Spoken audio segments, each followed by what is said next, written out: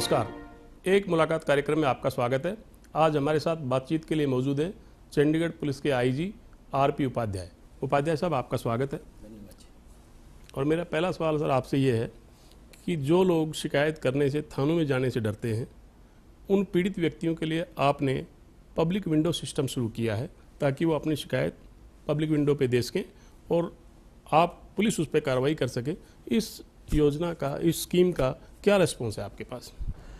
देखिए, एक बड़ी कॉमन शिकायत लोगों में ये होती थी पहले, कि अभी भी है इनफैक्ट, कि पुलिस थाने में जाने पे कार्रवाई ठीक से नहीं होती दो तरीके से। एक तो कोई रेस्पॉन्स नहीं मिलता, और अगर रेस्पॉन्स मिलता है तो उसको कोई टाइम लिमिट नहीं है, आधा घंटा वेट करना पड़ेगा, 2 घंटे वेट करना पड़ेगा।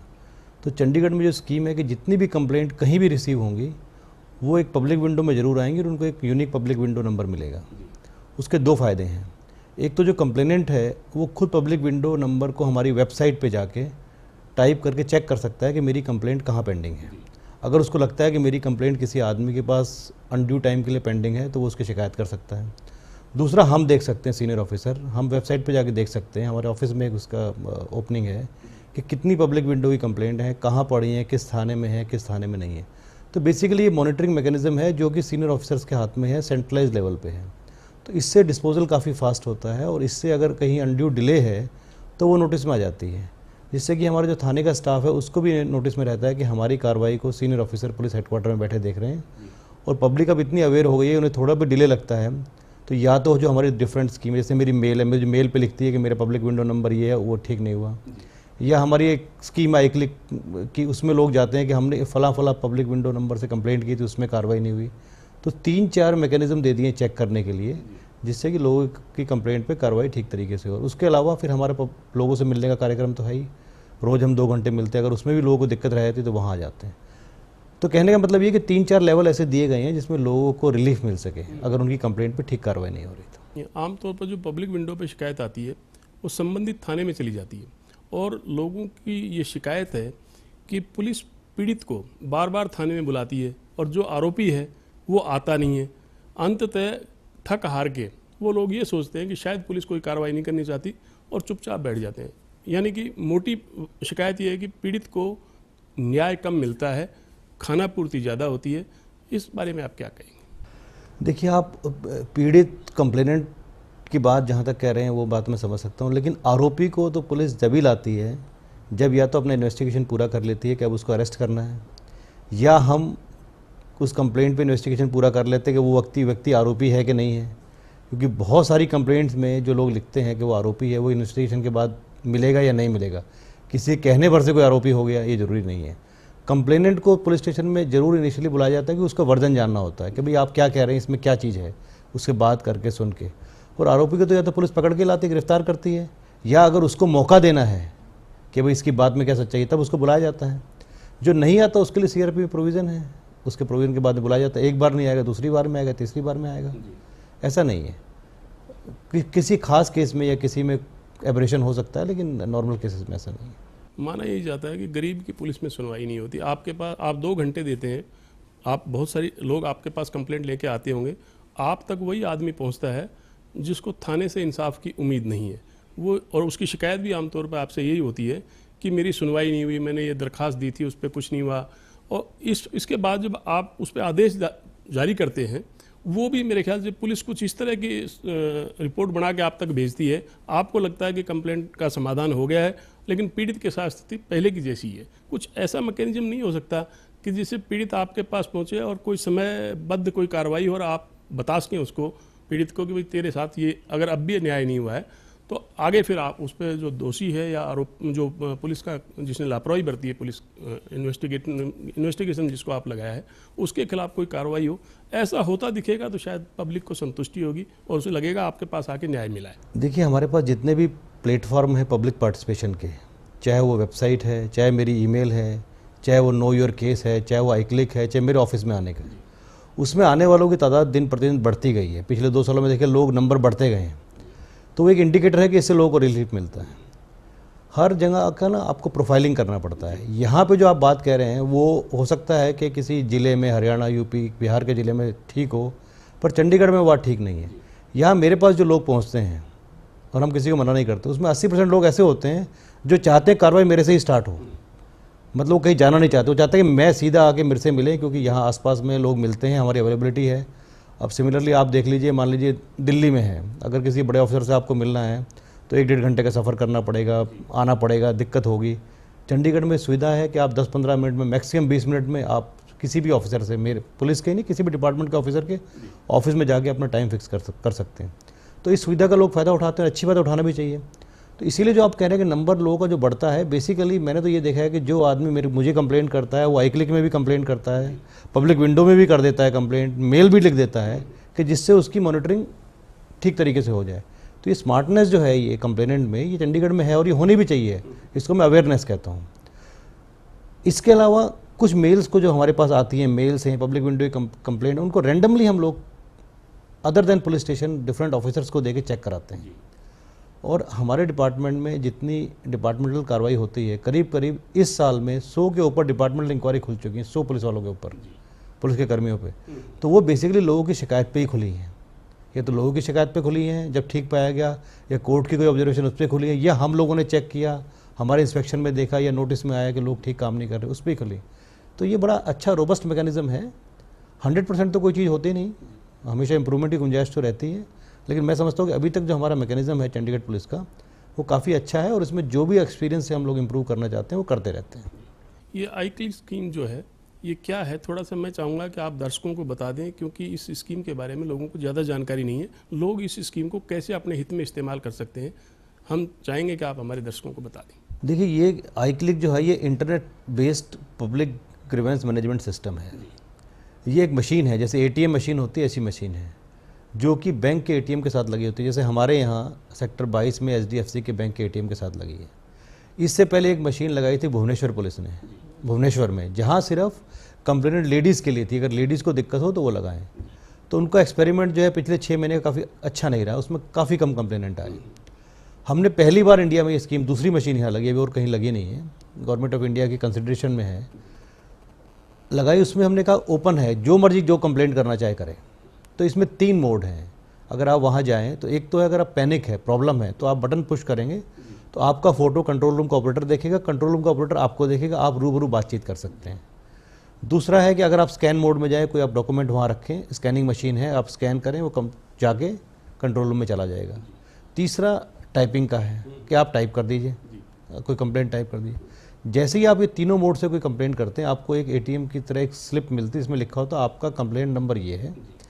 अगर आप अपनी कंप्लेंट में मोबाइल नंबर लिखते हैं तो आपके मोबाइल पे आता है कि आपका कंप्लेंट नंबर ये है, एंड विदिन 10 मिनट्स कोई ना कोई आदमी जो कंसर्न है वो उनको फ़ोन करता है और उनसे बातचीत करता है भी आपकी क्या प्रॉब्लम है, और आगे की कार्रवाई के लिए बातचीत करता है, भाई कल आप पुलिस स्टेशन आएंगे या आपकी कोई प्रॉब्लम है या हम आपके यहाँ आए, तो आदमी को एक रिलीफ उस वक्त इमीडिएटली मिल जाता है। फिर उसकी सबसे बड़ी ब्यूटी क्या है कि वो जो टाइप करता है वो कंट्रोल रूम में आने के अलावा जितने हमारे सीनियर ऑफिसर हैं, हमारे व्हाट्सएप ग्रुप पे डायरेक्ट आता है, उसको मैं पढ़ सकता हूँ कि इतनी iClick मशीन में ये आदमी कर रहा है, तो मैं उस पर डायरेक्शन पास करता हूँ। ये है, कई बार मैं डायरेक्शन पास करता हूँ, उसके नंबर जो है ऑफिस से फ़ोन मिला के कि कल आप ऑफिस में आओ। तो डिफरेंट मोड है, कभी बुला लिया, कभी देख लिया, डिपेंड करता है कैसी कंप्लेंट है। उसके बाद हर 15 दिन में इसका पूरा मैकेनिज्म निकाल के उसको एक ऑफिस का अलग आदमी जो फीडबैक लेता है। तो मैंने ये देखा है कि ये यहाँ पे करीब करीब 180 लोगों ने ये यूज़ की है पिछले 3 महीने में, और इसको काफ़ी हमने एडवर्टाइजमेंट भी किया है। सबसे अच्छा एडवर्टाइजमेंट ये होता है कि वर्ड ऑफ माउथ से, कि भाई आप गए, आपने iClick मशीन यूज़ की और आपको रिलीफ मिली, तो आप 10 लोगों को बताओगे, उससे बढ़िया कोई सिस्टम नहीं है।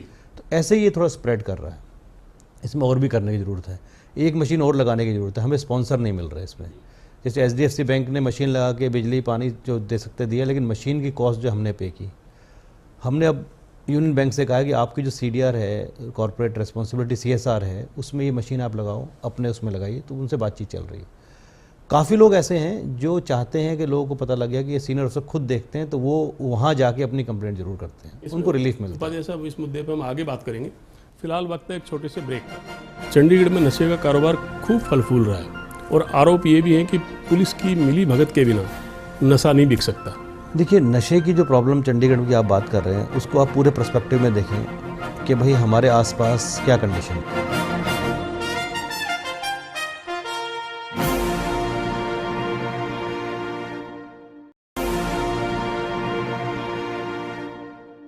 ब्रेक के बाद आपका स्वागत है। हम उपाध्याय साहब बात कर रहे थे आई क्लिक मशीन की। अभी पूरे चंडीगढ़ के लिए एक मशीन है, तो मशीनें और लगेंगी और कब तक लगेंगी? देखिए, ऑनरेबल प्राइम मिनिस्टर ने एक इनिशिएटिव लिया है स्मार्ट पुलिसिंग का, जिसकी कॉन्फ्रेंस जुलाई में दिल्ली में है। तो उसमें ये एजेंडा पॉइंट्स में कि जितनी डिफरेंट प्रैक्टिसेस स्मार्ट पुलिसिंग की डिफरेंट एरियाज़ इंडिया में आइसोलेटेड हैं, जैसे यूपी में वुमेन पावर लाइन है, हमारी आई क्लिक है, बाकी जगह बहुत स्कीम है, तो उनको पूरी इंडिया में इंटीग्रेट करके यूनिवर्सलाइजेशन किया जाए। उस कॉन्फ्रेंस में ये बातें होनी, हमारा भी एजेंडा है उसमें, ये आई क्लिक का हमारा प्रेजेंटेशन भी होगा। तो अगर गवर्नमेंट किसी लेवल पे ये डिसीजन लेती है कि सब जगह लगाई जाए तो लगेंगी, वरना तब तक ये इंडिविजुअल एफर्ट्स ही रहेंगी, बैंक से मिलके या अच्छे लोगों से मिलके लग पाएँ। तो पक्का मैं नहीं कह सकता कि कितने इसमें लगेंगे, लेकिन हो सकता है कि गवर्नमेंट ऑफ इंडिया कंसीडर करे और लगाए इनको। अपराध रोकने की कोशिश में एक ये अगला कदम है। चंडीगढ़ छोटा शहर है, चंडीगढ़ में अपराध लगातार बढ़ा है।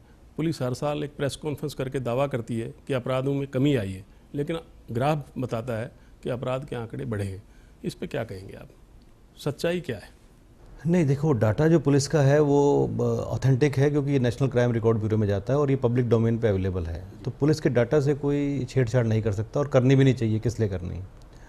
मैं अपना टाइम का बता सकता हूँ कि लास्ट ईयर 7% क्राइम रेट में कमी हुई ओवरऑल में, लेकिन फिर इसके डिफरेंट हेड्स हैं, किसी पर्टिकुलर हेड में बढ़ता है, किसी में घटता है, वो मुझे इस वक्त याद नहीं है, लेकिन ओवरऑल क्राइम रेट जो है 7% डाउन आया। लेकिन पॉइंट वो नहीं है। अब देखिए, जो नया कंसेप्ट है पुलिसिंग का, उसमें क्राइम रेट के हिसाब से पुलिस की एफिशिएंसी को नापना ऑलमोस्ट बंद हो गया है। दिल्ली पुलिस ने 2014 में 2013 के मुकाबले 44% ज़्यादा क्राइम दर्ज किया अपने ऑफिसर्स के इनिशिएटिव पे। इम्पॉर्टेंट चीज़ ये है कि हर क्राइम दर्ज होना चाहिए, और हमारी कोशिश यही है कि हर क्राइम दर्ज होना चाहिए और जो कमी रह जाए उसको हर साल पूरा करना चाहिए। तो क्राइम रेट के हिसाब से अब सीनियर ऑफिसर्स ने नीचे वाले लोगों की एफिशिएंसी को जज करना छोड़ दिया, और छोड़ देना भी चाहिए। क्राइम रिपोर्टेड में सॉल्व कितना हुआ वो इम्पोर्टेंट है, और आपने प्रिवेंटिव स्टेप्स क्या लिए कि एक ही तरह का क्राइम बार बार हुआ, एक ही तरह की रॉबरी, वही लोग बंद हुए रॉबरी में, वही बाहर आए, फिर उन्होंने रॉबरी की, फिर बाहर आए, हमारा क्या प्रिवेंटिव। तो आजकल इन पैरामीटर्स पे मॉनिटरिंग होती है, और उन पैरामीटर्स पे हमारा जो पुलिस का काम है वो बहुत ठीक है, बहुत अच्छा मैं उसको कहूँगा। अगर इस साल के 5 महीने के क्राइम रेट पे आप जाएं तो चंडीगढ़ में रॉबरी की घटनाएं आपको 100% इंक्रीज मिलेगा। लेकिन अब हमने क्या किया है कि जितनी स्नैचिंग की घटनाएं हैं जिनमें आदमी को थोड़ी खरोंच भी लग गई, उसको रॉबरी में दर्ज करते हैं, क्योंकि वो रॉबरी है, वो स्नैचिंग नहीं है। तो हमारी स्नैचिंग की घटनाओं में आपको गिरावट मिल सकती है। सिमिलरली आपको कार की चोरी की घटनाओं में हो सकता है आपको इजाफा मिले, क्योंकि अब ये कर दिया है कि भैया पहले की तरह 3 दिन 4 दिन वेट नहीं करना है, आपको आए केस दर्ज कर दो, मिल जाए गाड़ी, कैंसिल कर दो। चंडीगढ़ में 80% 60 से 80% गाड़ियाँ चंडीगढ़ में ही मिल जाती हैं।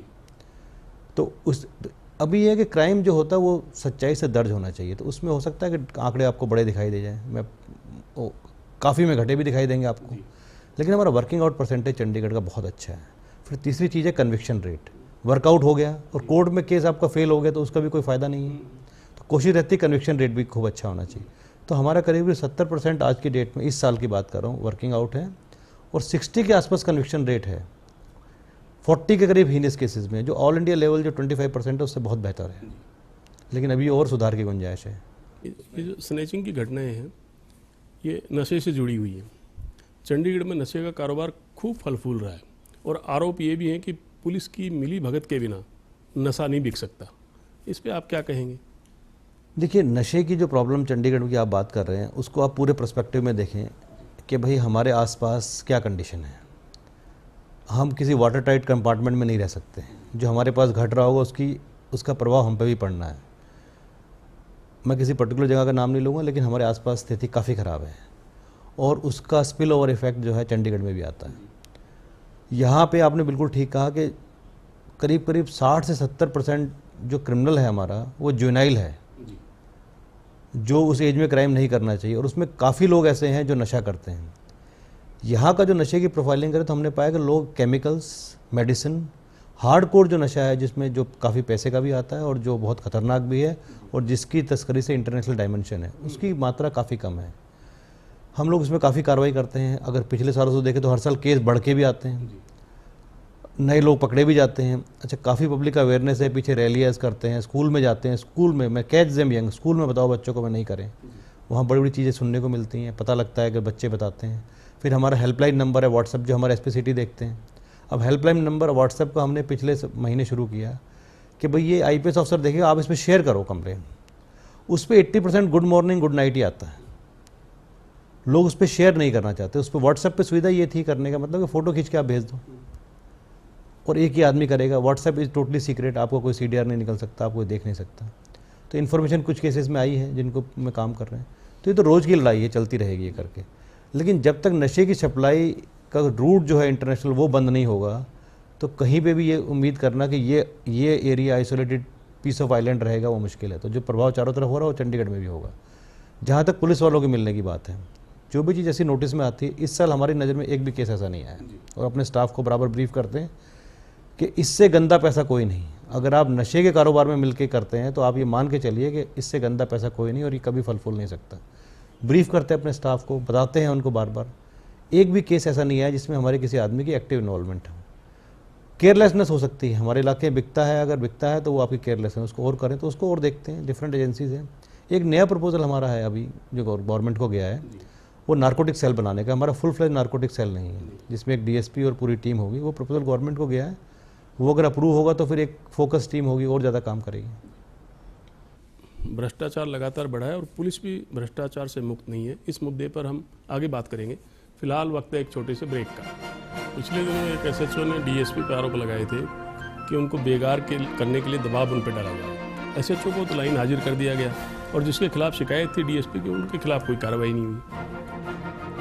देखिए, आरोप लगा भर देने से किसी को दोषी मानना बहुत गलत है।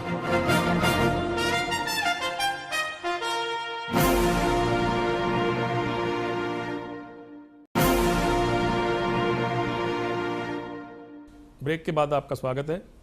उपाध्याय साहब, हम बात कर रहे थे बढ़ते भ्रष्टाचार की और पुलिस भी इससे अछूती नहीं है। आपने देखा होगा चंडीगढ़ पुलिस के एक आईपीएस को सीबीआई ने रिश्वत लेने के आरोप में अरेस्ट किया था। पिछले दिनों एक थानेदार साइकिल स्टैंड के जो ठेकेदार से पैसे लेने में पकड़ा गया था। क्या ये आपकी जानकारी में है कि चंडीगढ़ पुलिस भी लगातार सीबीआई के शिकंजे में आ रही है और बहुत सारे पुलिस कर्मचारी पकड़े गए हैं? इसको, पुलिस की छवि को किस तरह से देखते हैं आप? देखिए, करप्शन जो है एक आदमी का अपना इंडिविजुअल एटीट्यूड है कि वो इस तरह की नौकरी के बावजूद जिसमें सब सुविधाएं हैं, इज्जत है, उसके बाद भी ऐसा काम करता है जो गलत है, तो उसका पकड़ा जाना बहुत ज़रूरी है। और मैं तो कहता हूँ कम पकड़े गए हैं। अगर ऐसे और भी लोग हैं तो मैं सीबीआई से ही रिक्वेस्ट करता हूँ कि और इनको पकड़िए। और मेरा इस पर कहना होता है कि जो जैसा करेगा वैसा भरेगा, लेकिन उससे मेरी जिम्मेदारी पूरी नहीं होती। हमारा जो इंटरनल मैकेनिज्म है जिसमें हम करप्शन की बात करते हैं, उसमें प्रिवेंटिव करप्शन पे बहुत जाते हैं। जैसे हमें लगता है इस केस में काम ठीक नहीं हो रहा, आईओ को चेंज कर उस पर डिपार्टमेंट इंक्वायरी शुरू की। ट्रैफिक में हमारी जाती है ऑन द स्पॉट चेक करने के लिए। काफ़ी, जैसे मैंने पहले कहा, डिपार्टमेंट इंक्वायरीज, उसमें काफ़ी ऐसी में जो करप्शन पे शुरू होती हैं। ये ऐसे लोगों को छांट के नॉन सेंसिटिव पे भेजा जाता है, फिर उनकी ब्रीफिंग करते हैं, पढ़ाते हैं, उनको दोबारा समझाते हैं। उसके बावजूद भी कोई ऐसी गलती करता है, पकड़ा जाता है, तो पकड़ा जाना चाहिए और कड़ी से कड़ी कार्रवाई होनी चाहिए। मैं हमेशा विजिलेंस से और सीबीआई से ही रिक्वेस्ट करता हूँ कि हमारा भ्रष्ट आदमी आपके नोटिस में कोई आता है तो आप ज़रूर उस पर कार्रवाई कीजिए। पिछले दिनों एक एसएचओ ने डीएसपी पर आरोप लगाए थे कि उनको बेगार करने के लिए दबाव उन पर डाला जा रहा है। एसएचओ को तो लाइन हाजिर कर दिया गया और जिसके खिलाफ शिकायत थी डीएसपी की, उनके खिलाफ कोई कार्रवाई नहीं हुई। देखिए, उसमें वो भी खैर लाइन हाजिर तो नहीं हुआ एसएचओ, वो हमारे ट्रेनिंग कॉलेज में पढ़ा रहा है और जो डीएसपी साहिबा हैं वो भी बटालियन में नौकरी कर रहे हैं। उसके बाद इसमें पूरी फुल फ्लेज इंक्वायरी हुई, एक आईपीएस अफसर ने इंक्वायरी की। देखिए, आरोप लगा भर देने से किसी को दोषी मानना बहुत गलत है। मैं आप पे आरोप लगा दूं और सब दुनिया कहे दोषी, मैं इसको बिल्कुल नहीं मानता। आरोप में सच्चाई होनी चाहिए। जब उसमें इंक्वायरी की गई तो दोनों तरफ की थोड़ी थोड़ी गलतियां पाई गई।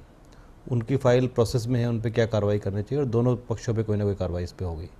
लेकिन जो मैकेनिज़्म उन्होंने साहिबान ने अपने बात को कहने का लिया, वो मैकेनिज़्म भी गलत था, वो इनडिसिप्लिन्ड एक्ट था। हो सकता है उस पर भी उन पर कार्रवाई हो। जब बाकी चीज़ें हैं तो इस तरह के प्लेटफॉर्म आप वायरलेस को यूज़ करें इस तरह के काम के लिए, वो भी ठीक नहीं है। तो ओवरऑल चीज़ देखते हैं उसमें जो बनता है उस पर कार्रवाई हुई है। नहीं, लेकिन जो पिछले एसएसपी थे नौनिहाल सिंह जी, उन्होंने कुछ अपने मातहत पुलिस अफसरों पर शिकंजा कसने की कोशिश की और बाद में उन्हीं अफसरों की तरफ से अखबारों में एसएसपी के खिलाफ बहुत सी खबरें छपवाई। यानी कि पुलिस में खींचतान है, और इस खींचतान को आप किस तरह से देखते हैं? मेरे को तो कोई खींचतान लगती नहीं, देखिए साहब। और अगर कोई आदमी ऐसी कार्रवाई करता है, और मुझे नहीं लगता कि कोई अच्छा काम करे उसके खिलाफ कोई कैंपेन चले बहुत ज़्यादा दिन टिक सकता है। हो सकता है इनिशियली कोई कुछ बात निकलवा दे, लेकिन अल्टीमेटली सच्चाई तो प्रिवेल करती है। और ऐसी खींचतान मैं समझता हूँ कि मेरे डिपार्टमेंट में अपने सामने तो ना मैंने पनपने दी, और अगर मेरे नोटिस में भी आती है तो उस पर हम पूरी ठीक ठाक कार्रवाई करते हैं। लेकिन अब 4 बर्तन घर में तो थोड़े बहुत तो खड़कते ही हैं, तो कोई भी समूह हो जब वो साथ में रहते हैं थोड़ी बहुत बातें तो ऊपर नीचे चलती रहती हैं, लेकिन ऐसा कोई अलार्मिंग नहीं है कि ऐसी कोई चीज़ हो। ये डिसिप्लिन फोर्स है, अपना काम कर रही है। अगर ये काम नहीं कर रही हो तो स्थिति बड़ी ख़राब होती। काम कर रही है और अच्छे से भी कर रही है। ऐसे लोग जब भी नोटिस में आते हैं उन पर जो कार्रवाई बनती है उसे की जाती है। जनता के बीच में पुलिस की छवि अच्छी नहीं है, पुलिस के साथ कोई संपर्क भी नहीं रखना चाहता। बहुत पीड़ा में तकलीफ में होता है आदमी, तब मदद के लिए पुलिस के पास आता है। क्या आप ऐसी कोई अभियान या कोई योजना है आपके पास जो पुलिस और जनता के बीच में मैत्री का संबंध कायम है और लोग बिना डर के अपनी शिकायत थाने में लेके आ सकें? हमारी काफ़ी कम्युनिटी पुलिसिंग की इनिशिएटिव स्कीम्स हैं जो जिनका कुछ मैं जिक्र भी कर चुका हूँ आपको। फिर सीनियर सिटीजन्स की हैं, स्टूडेंट्स की हैं, विमेन की हैं, तो उसमें जाते हैं, लोगों से बात करते हैं। और मैं समझता हूँ कि इस तरह का वातावरण में दिन प्रतिदिन, क्योंकि ये चीज़ ऐतिहासिक है, कभी अंग्रेज़ों के टाइम में शुरू हुई थी जब पुलिस एक इंस्ट्रूमेंट ऑफ ऑपरेशन था, और इतने सालों में ये चीज़ चेंज हुई है। तो दिन प्रतिदिन इसमें चेंज हो रहा है। मैं तो समझता हूँ कि ऐसा कोई चीज़ तो मैंने देखी नहीं कि पुलिस वालों से लोग ना मिलना चाहते हो, बल्कि ऐसा लगता है कि ज़्यादा ही मिलना चाहते हैं। पीड़ित लोग मिलना चाहते हैं, और वो भी मजबूरी में। अब नेचर ऑफ जॉब ऐसा है कि मन वो से कोई थाने में नहीं आना चाहता है। अब मन से तो हम चाहते हैं मन से कोई थाने में ना आए तो अच्छी बात है, भगवान ना करे किसी को पीड़ा हो। अब पीड़ित, अब नेचर ऑफ जॉब ही ऐसा है तो वैसे ही लोग आएंगे। और इसके अलावा सामाजिक स्तर पे भी ऐसा नहीं है। लोग काफ़ी इंटीग्रेशन, काफ़ी संस्थाओं से आना जाना, क्रिकेट मैचेस वगैरह, और सोशल लेवल पे इंटीग्रेशन काफ़ी अच्छा है, ऐसा कुछ दिक्कत नहीं है। पुलिस कर्मचारियों पर काम का बहुत दबाव रहता है, उनके कल्याण के लिए क्या कोई योजनाएं बना रहे हैं आप? कुछ ऐसी कुछ योजनाएं हो तो आप बताइए। देखिए, ये आपने बड़ा अच्छा सवाल उठाया, और मेरा ये मानना है कि जब तक पुलिस का आदमी खुश नहीं होगा वो अच्छी ड्यूटी नहीं दे सकता, क्योंकि वो ऐसी ड्यूटी देता है जिससे लोगों की ज़िंदगी पे इम्पैक्ट पड़ता है। ये ऐसा नहीं है कि आपका नक्शा पास होना 2 दिन में तो 4 दिन में हो जाएगा। कोई आदमी आपको आज तंग कर रहा है और आपको रिलीफ चाहिए, आज नहीं मिलेगी तो उसको कोई वैल्यू नहीं है। तो बहुत टाइमली रिलीफ देना, और उसमें पुलिस वाले को जितना निर्णय लेना पड़ता है लोवेस्ट लेवल पे भी, उसको डिसीजन करना है कि मुझे क्या कार्रवाई करनी है। रोड पे 2 आदमी झगड़ रहे हैं, किसकी गलती है, किसको मैं कैसे कार्रवाई करूँ, उसको खुद रोड पे करनी है। तो ऐसा आदमी मेंटली बहुत स्टेबल होना चाहिए। वो तभी होगा जब उसको सारी सुविधाएं वगैरह होंगी। तो चंडीगढ़ पुलिस में हमारे 6700 कर्मचारी हैं, हमारे पास 2222 मकान हैं। एक तो 1800 मकान ऐड करने की कवायद चल रही, काफ़ी अच्छा। एक हम गाड़ियाँ, अगर देखा होगा आपने, जैसे हमारे PCR की गाड़ियाँ हैं, PCR में गाड़ियाँ फास्ट मूविंग ला रहे हैं, जिनमें ऑलरेडी AC फिटेड है, जिसमें अगर पुलिस वाला 2 मिनट खड़ा है तो उसको 2 मिनट का आराम भी मिले गर्मी के टाइम में, जो वो अच्छा काम कर सके। मोबिलिटी इंक्रीज़ कर रहे हैं, कम्युनिकेशन के नए इक्विपमेंट्स आ रहे हैं, और डिफरेंट हमारे जो ऑफिस की बिल्डिंग्स हैं, उनका फर्नीचर है, काम करने का जो उनका स्थान है, उसमें काफ़ी इंप्रूवमेंट कर रहे हैं। इसके अलावा उनकी कुछ सेहत के लिए हमारा पुलिस हॉस्पिटल है, योगा की स्कीम है, और एनुअल मेडिकल उनका चेकअप है। तो इस तरीके से करते हैं कोशिश कि उनका मनोबल ऊपर रहे। आपके जो CCTV कैमरे लगे हुए हैं उनमें ज़्यादातर ख़राब रहते हैं। क्या ख़राब क्वालिटी के CCTV कैमरे खरीदे गए या उनकी मियाद पूरी हो गई है? देखिए, जो अभी तक कैमरे लगे हैं उसको ख़रीदा और मेंटेन PWD डिपार्टमेंट करता है। अब जो नए कैमरे लगने 660, वो पुलिस की जिम्मेदारी है। लेकिन अब क्या है, कैमरे की क्वालिटी पे तो मैं कमेंट नहीं करूँगा, लेकिन काफ़ी चीज़ें आती भी हैं कैमरे में, काफ़ी मदद हमें कैमरों से मिलती भी है। बहुत सारे इंसिडेंट इन्हीं कैमरों से सॉल्व हुए हैं, और जब ये ख़राब होते हैं तो इनकी जिम्मेदारी उनके ऊपर है, उनको हम बता देते हैं। अब उसकी एक्चुअल मशीन की क्वालिटी पे मैं कमेंट नहीं कर पाऊँगा कि वो बहुत अच्छी क्वालिटी की है कि नहीं है, लेकिन जिनमें भी काम आए तो अच्छी क्वालिटी की लगे, ऐसा नहीं।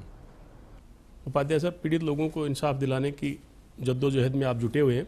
हम उम्मीद करते हैं कि आपको इस अपने मकसद में कामयाबी मिलेगी। आपने हमसे बातचीत की, आपका बहुत बहुत धन्यवाद। आपका भी धन्यवाद, थैंक यू। एक मुलाकात कार्यक्रम में फ़िलहाल इतना ही। अगले हफ्ते हम फिर मिलेंगे एक नई शख्सियत के साथ। देखते रहिए ETV न्यूज़।